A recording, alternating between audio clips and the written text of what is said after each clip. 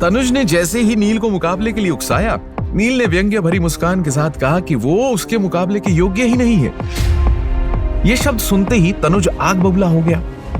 गुस्से से उसका शरीर कांप उठा, लेकिन नील की बातों का खंडन करने के लिए उसके पास कोई ठोस शब्द नहीं थे। वो नील को ऐसे घूर रहा था मानो अभी उसे निगल जाएगा। वहीं तनुज के पीछे खड़े योद्धा और भी भड़क उठे। तभी एक योद्धा झल्लाकर बोला, क्या तुम्हें शर्म नहीं आती? तभी दूसरा चीख पड़ा, क्या तुम्हें लगता है ये कोई साधारण लोग है? लिंगेश पवित्र भूमि की प्रतिभाओं की शक्ति तुम्हारी कल्पना से भी परे है लड़के। इतने में तीसरे ने तीखे स्वर में कहा, अगर डर लग रहा है तो साफ कह दो, इस तरह बकवास करके पवित्र भूमि का अपमान मत करो। अब बात सिर्फ उस समूह तक सीमित नहीं रही। लिंगेश सैन्य भवन के कई अन्य प्रतिभाशाली योद्धा भी नील से नाराज हो गए। उनकी नजर में नील ने तनुज को नहीं बल्कि पूरे लिंगेश पवित्र भूमि की प्रतिभाओं को नीचा दिखाया था। वहीं तनुज का क्रोध भी फूट पड़ा। उसने दांत पीसते हुए कहा, मैं योग्य हूं या नहीं ये बात की बात है। तुम्हें मेरी चुनौती स्वीकार करनी ही होगी, वरना जो होगा उसके लिए मुझे दोष मत देना। सच ये था कि लिंगेश सैन्य भवन में खुलेआम हमला करना मना था, लेकिन इस समय वहां के गुरु हो या योद्धा, सब नील से नाखुश थे। अगर तनुज ने नियम तोड़े भी तो शायद कोई उसे रोकने वाला नहीं था। तभी नील ने गंभीर स्वर में कहा, मैं तो बस तुम्हारी भलाई के लिए कह रहा हूं। अगर मैंने कहा है कि तुम योग्य नहीं हो तो इसका मतलब है कि तुम सच में योग्य नहीं हो। फिर भी अगर तुम मेरे खिलाफ कोई कदम उठाते हो तो उससे होने वाले अपमान के जिम्मेदार तुम खुद होंगे। तो बताओ, क्या अब भी तुम मेरे खिलाफ कदम उठाना चाहते हो? यह सुनकर तनुज का खून खौल उठा और वो गुस्से में अपनी आध्यात्मिक शक्ति फैलानी ही वाला था कि उसी क्षण एक सफेद वस्त्रों में लिपटा योद्धा आगे आया और शांत स्वर में बोला, तनुज भाई, आप सच में नील को चुनौती देने के योग्य नहीं है। तनुज चौंक उठा। यशराज भाई आप? यशराज लिंगेश सैन्य भवन की सर्वोच्च प्रतिभा था। वो 9 दैवीय शुद्धिकरण पार कर चुका था और पूरी पवित्र भूमि उसके 10वें दैवीय शुद्धिकरण की प्रतीक्षा कर रही थी। ऐसा कहा जाता था कि जो लोग शुक्र मंडल में 10 दैवीय शुद्धिकरण को पार कर सकते हैं उनके प्रजापति बनने की संभावना अधिक होती है। वैसे भी यशराज का पालन पोषण लिंगेश पवित्र भूमि द्वारा किया गया था। ऐसे में अगर इस पवित्र भूमि में कोई प्रजापति प्रकट होगा तो ये उनके लिए काफी गौरवशाली होगा। खैर, जब यशराज ने अपनी बात कही तो तनुज के पास कहने को कुछ नहीं था। लिंगेश सैन्य भवन में यशराज ही सबसे शक्तिशाली शिष्य था। कई बार उसके शब्द प्रबंधकों से भी ज्यादा प्रभावशाली होते थे। इसलिए अब जब उसने कहा कि वो योग्य नहीं है तो इसका मतलब था कि तनुज सच में योग्य नहीं था। उसकी बात सुनकर बाकी लोग भी चुप हो गए। हालांकि उनकी आंखों में उलझन साफ देखी जा सकती थी, लेकिन उनमें से किसी ने भी यशराज के शब्दों का खंडन करने की हिम्मत नहीं की। इसके बाद यशराज धीरे धीरे नील की ओर बढ़ा और शांत स्वर में बोला, मैं यशराज आपको चुनौती देना चाहता हूं। जब सभी ने देखा कि यशराज खुद आगे आकर नील की बातों से सहमत हो गया था तो वो सभी बहुत असंतुष्ट थे, लेकिन उन्होंने कभी नहीं सोचा था कि यशराज खुद नील को चुनौती दे देगा। उनके लिए यशराज के पहले शब्दों की तुलना में यह बात स्वीकार करना और भी कठिन था। उन सभी की राय में नील के भीतर यशराज से मुकाबला करने की क्षमता नहीं थी। दूसरी तरफ नील ने यशराज को सम्मानजनक भाव से देखा। हालांकि वो केवल शुक्र मंडल में था, लेकिन नील को वो कोई सामान्य योद्धा नहीं लगा। लेकिन नील अभी भी चुनौती स्वीकार करने के लिए तैयार नहीं था। इसलिए उसने सीधे शब्दों में कहा, मैं यहां किसी का इंतजार करने आया हूं, मुकाबला करने नहीं। तभी एक योद्धा ने ठहाका लगाते हुए कहा, निकल गई हेकड़ी आए। इस बार तुमने ये क्यों नहीं कहा कि यशराज भाई भी योग्य नहीं है? उसी क्षण एक अन्य योद्धा भी व्यंग्य भरे लहजे में बोला, अहंकार की कीमत हमेशा चुकानी ही पड़ती है। अगर तुम चुनौती स्वीकार करने की हिम्मत नहीं रखते तो जमीन पर घुटने टेको और 1000 बार नहीं 1,00,000 बार प्रणाम करो। तभी यशराज ने उदासीनता से कहा, आप मना नहीं कर सकते। क्यों? इस बात से नील भी थोड़ा उत्सुक हो गया, क्योंकि नील को अब तक ये नहीं लगा था कि उसके सामने खड़ा व्यक्ति कोई बुरा व्यक्ति होगा। तभी यशराज ने आगे कहा, अब क्योंकि ये कुलपति का आदेश है, वो चाहते हैं कि मैं आपको चुनौती दूं। ये कहते समय यशराज बहुत शांत था, उसे झूठ बोलने की जरूरत नहीं थी। ये सुनकर अचानक आसपास के लोग एक बार फिर शोर मचाने लगे। एक योद्धा ने उत्सुकता से कहा, क्या कुलपति खुद चाहते हैं कि यशराज नील को चुनौती दे? आखिर हो क्या रहा है? इस पर एक अन्य योद्धा भी बोल पड़ा, आखिर ये नील है कौन जिसके लिए कुलपति को खुद ही आदेश देना पड़ा? वहीं नील भी थोड़ी उलझन में था। उसे कुलपति एक अच्छे व्यक्ति लगे थे, किंतु अब उसे लगने लगा कि उन्होंने जानबूझकर उसके लिंगेश सैन्य भवन में रहने की व्यवस्था की ताकि ये व्यक्ति उसे चुनौती दे सके। ये विचार आते ही नील ने मन ही मन कहा, आखिर उनका उद्देश्य क्या है?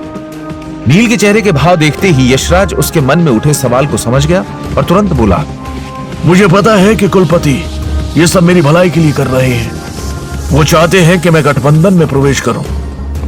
अब क्योंकि तुम्हें पहले ही गठबंधन ने चुन लिया है, इसलिए तुम्हें हराकर ही मैं अपनी दावेदारी साबित कर सकता हूं। यही कुलपति की असली मंशा है। गठबंधन? यह शब्द सुनते ही नील सब समझ गया, लेकिन लिंगेश सैन्य भवन के बाकी प्रतिभाशाली योद्धाओं के दिलों में मानो भूचाल आ गया। तनुज और उसके साथ आए युवा योद्धा भी सन्न रह गए। अब उन्हें समझ में आ गया था कि नील ने लिंगेश सैन्य भवन को हल्के में क्यों लिया था। आखिरकार ये लड़का तो पहले ही गठबंधन द्वारा चुना जा चुका था। हालांकि नील खुद नहीं जानता था कि गठबंधन वास्तव में है क्या, लेकिन वहां मौजूद हर योद्धा इसकी अहमियत अच्छी तरह समझता था। असल में गठबंधन कोई साधारण संगठन नहीं है। इसका पूरा नाम स्वर्गीय गठबंधन है, जिसकी स्थापना स्वयं प्रजापति वज्रभान ने की थी।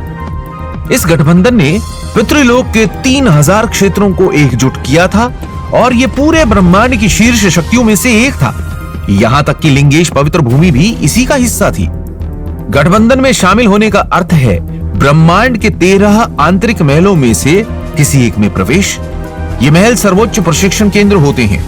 हर महल का प्रमुख एक महामंडलेश्वर होता है, जिसकी हैसियत पितृलोक के अन्य महामंडलेश्वरों से कहीं ऊंची होती है। लेकिन वहां पहुंचना आसान नहीं था। गठबंधन केवल उन्हीं को चुनता था जो या तो प्रजापति के वंशज हो, या महामंडलेश्वर की रक्त रेखा से जुड़े हों, या फिर ऐसे असाधारण योद्धा हों जिनका जन्म लाखों वर्षों में एक बार होता था। लेकिन इन शर्तों के बावजूद 13 महलों ने नील को चुन लिया था। यह बात ही उन्हें भीतर तक जला रही थी। कई योद्धाओं की आंखों में ईर्ष्या और घृणा साफ झलक रही थी, लेकिन यशराज अलग था। वो ना तो नील से ईर्ष्या करता था और ना ही उससे नफरत। इसलिए उसने शांत और स्थिर स्वर में कहा, मैं कुलपति की पीड़ा समझता हूं। गठबंधन में प्रवेश करना शक्ति बढ़ाने का बड़ा अवसर है, लेकिन याद रखिए, शक्तिशाली बनने का यही एकमात्र रास्ता नहीं होता। उसके शब्द साधारण थे, पर उनमें छिपा आत्मविश्वास पूरे लिंगेश सैन्य भवन में गूंज उठा। वहीं ये सुनकर नील ने अचानक ताली बजाई। ऐसी सोच रखने वाले लोग बहुत कम होते हैं। यशराज की मानसिकता ने नील को प्रभावित कर दिया। यही एक सच्ची प्रतिभा की पहचान होती है। नील को भले ही ये पता ना हो कि गठबंधन क्या है, लेकिन चारों ओर मौजूद योद्धाओं के भाव देखकर वो समझ गया कि ये कोई साधारण स्थान नहीं होगा।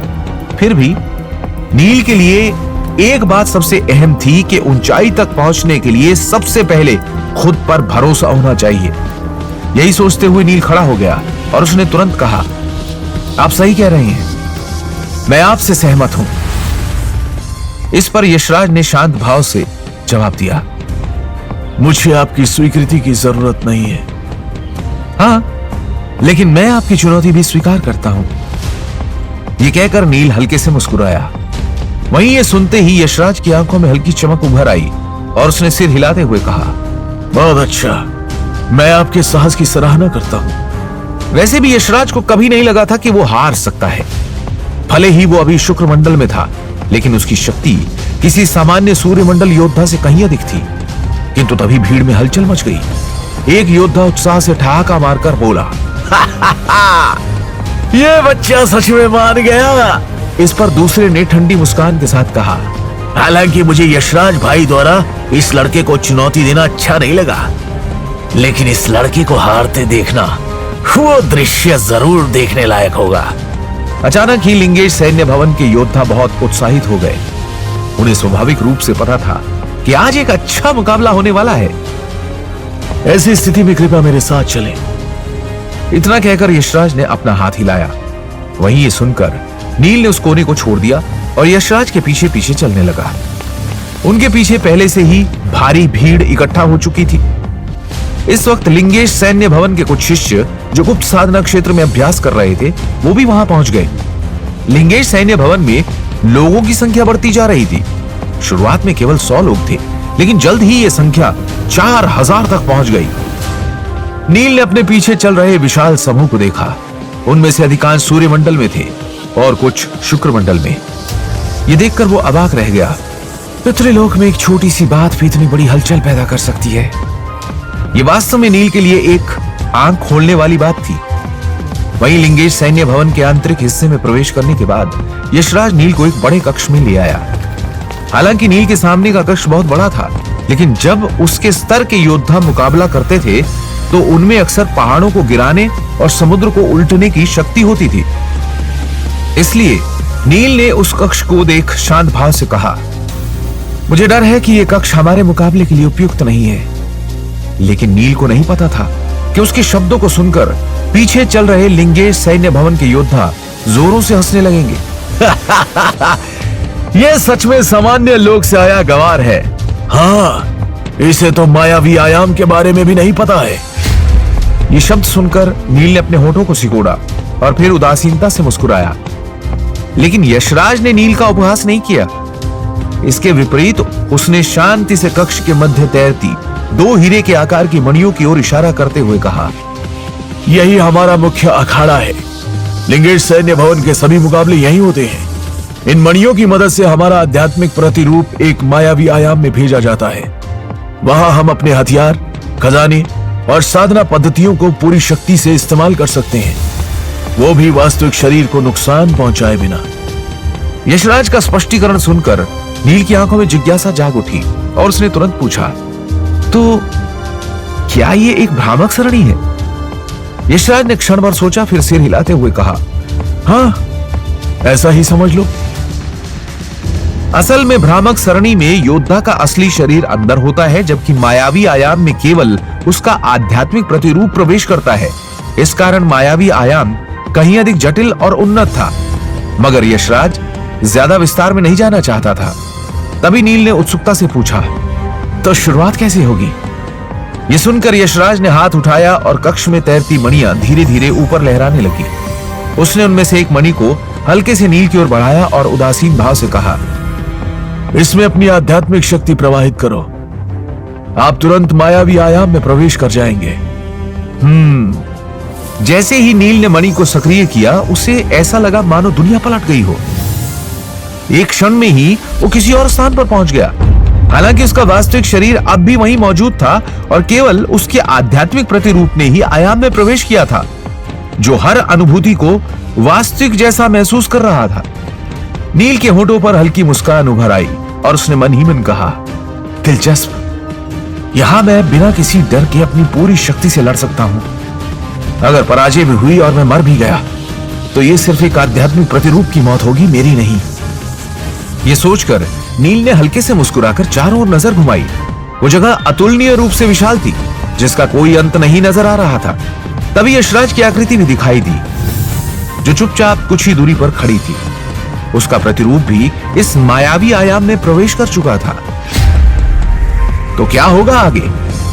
क्या नील इस मुकाबले में लिंगेश पवित्र भूमि की शीर्ष प्रतिभा यशराज को हरा पाएगा, या फिर उसे खुद हार का सामना करना पड़ेगा? क्या लिंगेश पवित्र भूमि के कुलपति यशराज को जिताने के लिए कोई नई चाल चलने वाली?